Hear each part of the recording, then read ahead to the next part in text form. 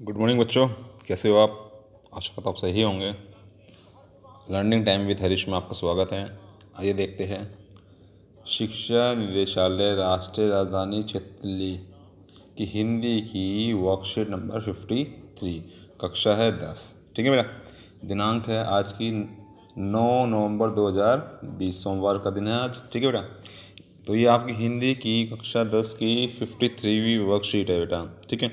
और इस ये जो वर्कशीट है, जो इसका उपविषय है अट नहीं रही है पुनरावृत्ति।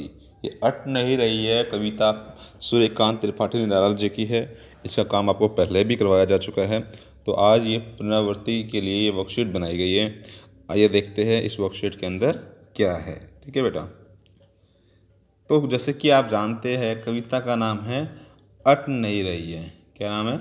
अट नहीं रही है। और जो इसके जो कवि है वो सूर्यकांत त्रिपाठी निराला है। उनका यहाँ चित्र दे रखा है। ठीक है बेटा। अब इस कविता का ये हम अभ्यास करते हैं, इसके प्रश्नों के उत्तर जानने की कोशिश करते हैं।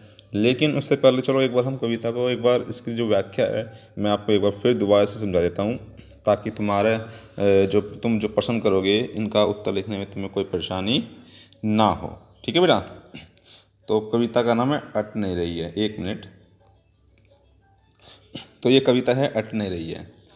तो पहले सबसे पहली बात, तुम्हारे जब कविता पढ़ ही रहे हो तुम सूर्यकांत त्रिपाठी निराला की, तो एग्ज़ाम के अंदर तुम्हें एक तो कवि का नाम याद होना चाहिए कि ये कवि है सूर्यकांत त्रिपाठी निराला, और कविता का नाम है अट नहीं रही है। इससे पहले उत्साह कविता भी आपको पढ़ाई जा चुकी है, जिसमें बादलों के बारे में बताया गया था।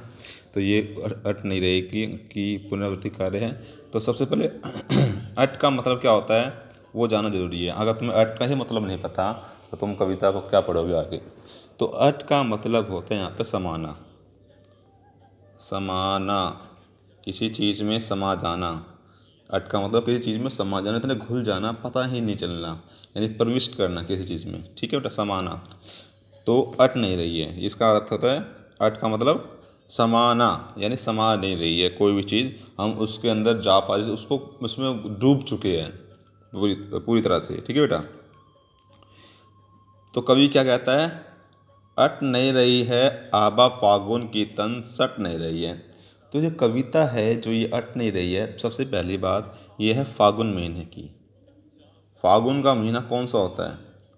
फागुन का महीना होता है बेटा फरवरी का, जब ना ज़्यादा सर्दी होती है ना ज़्यादा गर्मी होती है। ठीक है। सुहावना सा मौसम होता है, पेड़ों पर नए नए पत्ते आ जाते हैं। ठीक है। तो उसके बारे में बताया गया है। अट नहीं रही है आबा फागुन की तन सट नहीं रही है। कवि निराला जी कहते हैं फागुन के महीने की सुंदरता सभी को प्रसन्न कर रही है। ठीक है।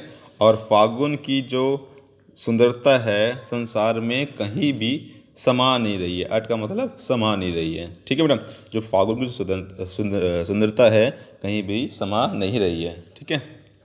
आगे देखते क्या कहता है। कहीं सांस लेते हो घर घर भर देते हो। अब कवि कह रहा है फागुन से, हे फागुन तुम जब भी सांस लेते हो घर घर को अपनी सुगंध से भर देते हो। घर घर को अपनी सुगंध से भर देते हो। उड़ने को नभ में तुम पर कर देते हो। आकाश में उड़ने के लिए तुम सभी को पर कर देते हो, यानी सभी को ऐसा लगता है जो सुगंध है आसपास की उसको लेकर लगता है कि हम सभी आकाश में, काश हम उड़ पाते। आँख हटाता हूँ तो हट नहीं रही है। अब कवि कह रहा है कि फागुन में चारों ओर प्रसन्नता और इतनी सुगंधता फैली हुई है कि मैं उनसे आँख हटाने की कोशिश कर रहा हूँ, लेकिन मेरी आँख उससे हट नहीं रही है। ठीक है बेटा। ये दूसरा पैरा था। तीसरा पैरा इंपॉर्टेंट है बहुत ज़्यादा, इसको रंग से पढ़ते बेटा एक बार। पत्तों से लदरी डाल कहीं हरी कहीं लाल।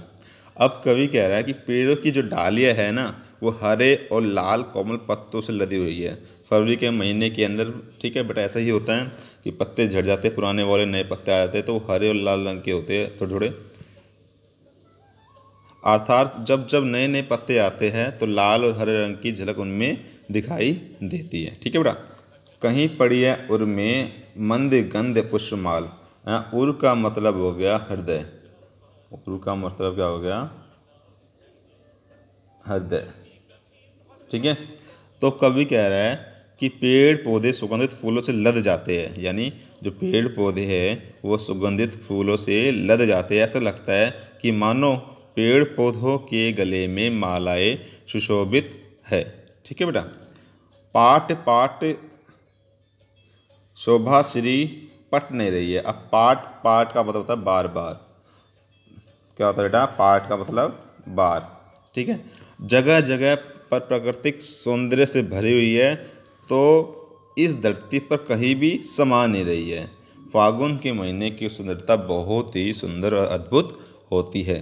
ठीक है बेटा। तो ये कविता की व्याख्या थी और ये मैंने आपको बता दी है। तो आइए अब देखते हैं जो उसके प्रश्न हैं वो क्या कहते हैं। ठीक है बेटा, एक मिनट। तो पहला प्रश्न है, कवि की आंख फागुन की सुंदरता से क्यों नहीं हट रही है?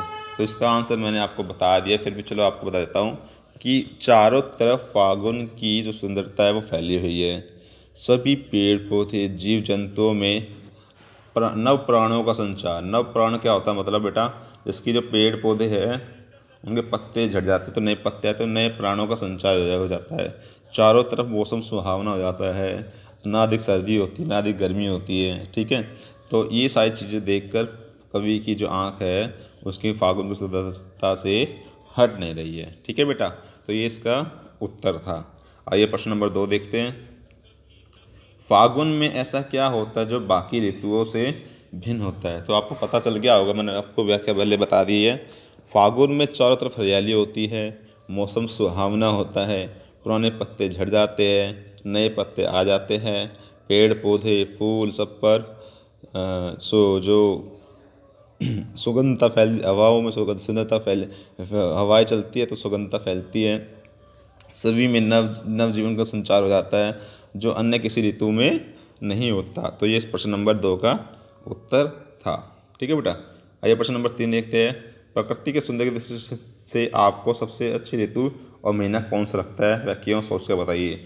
तो बेटा ये आप स्वयं करेंगे इसके अंदर, क्योंकि इसका उत्तर मैं कैसे बता दूं, क्योंकि ये सब बच्चों की अलग अलग सोच, अलग अलग इच्छाएं, अलग अलग मस्तिष्क काम करता है। तो ये इसका उत्तर आप स्वयं लिखेंगे। ठीक है बेटा। प्रश्न नंबर 4 देखते हैं। भाव स्पष्ट कीजिए। ये मैं आपको पहले ही बता चुका हूँ।